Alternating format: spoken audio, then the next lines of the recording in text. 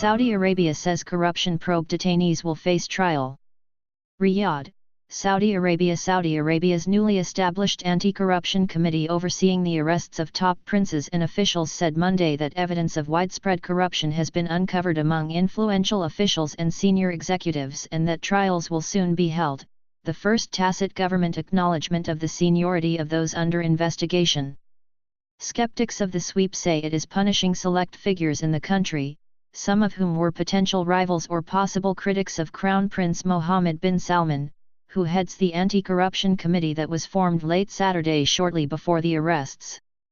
King Salman, meanwhile, conducted state business as usual, swearing in new officials to take over from a powerful prince and former minister believed to be detained in the large-scale sweep that has shocked the country and upended long-standing traditions within the ruling family.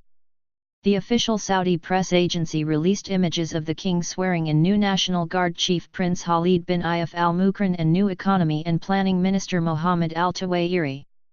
Prince Muteb bin Abdullah, who for the past 4 years had led the National Guard, and Adel Faki, who was Minister of Economy since April, were both reportedly arrested as part of the purported anti-corruption probe led by the king's son, the Crown Prince. 11 princes and 38 officials and businessmen are reportedly being held at 5-star hotels across the capital, Riyadh.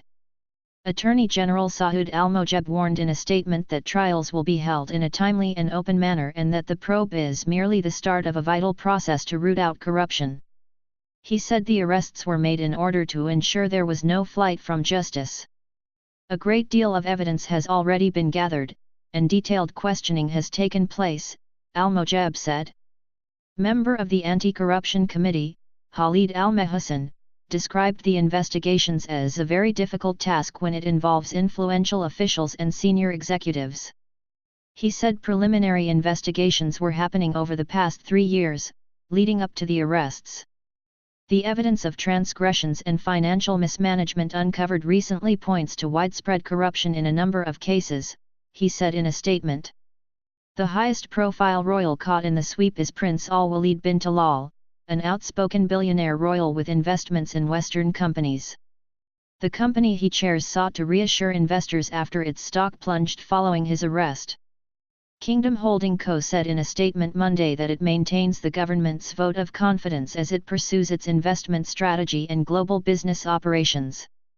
The company has investments in Twitter, Apple, Lyft, Citigroup and hotel chains like the Four Seasons, Movenpick, and Fairmont. CEO Talal Al-Mayman said staff at the company, which manages more than $12.5 billion of investments around the world, are focused on their unwavering responsibilities to KHC's shareholders and stakeholders. We are pleased to play a role in the continuing growth of Saudi Arabia and to strengthen the economy for the benefit of all, Al-Mayman said. The company, which lost 7.5% in trading Sunday, another 5% Monday, made no reference its chairman's arrest. Saudi Twitter accounts released several other names of those arrested, including Al-Walid Al-Ibrahim, a Saudi businessman with ties to the royal family who runs the Arabic satellite group MBC, Amr Al-Dabak, the former head of the Saudi Arabian General Investment Authority, Ibrahim Asaf, a former finance minister, and Bakr bin Laden, head of the Saudi bin Laden Group, a major business conglomerate. The king on Monday was also pictured meeting Lebanon's outgoing Prime Minister, Saad Hariri, who unexpectedly resigned during a trip to Saudi Arabia. The photos of their meeting did little to quiet speculation over his surprising move and current status. Hezbollah's leader Hassan Nasrallah, Hariri's top political rival at home, alleged on Sunday that Saudi Arabia had forced Hariri to resign amid the deepening Saudi-Iran rivalry and questioned whether Saudi Arabia was also keeping him detained in the sweep. Batra'i reported from Dubai, United Arab Emirates.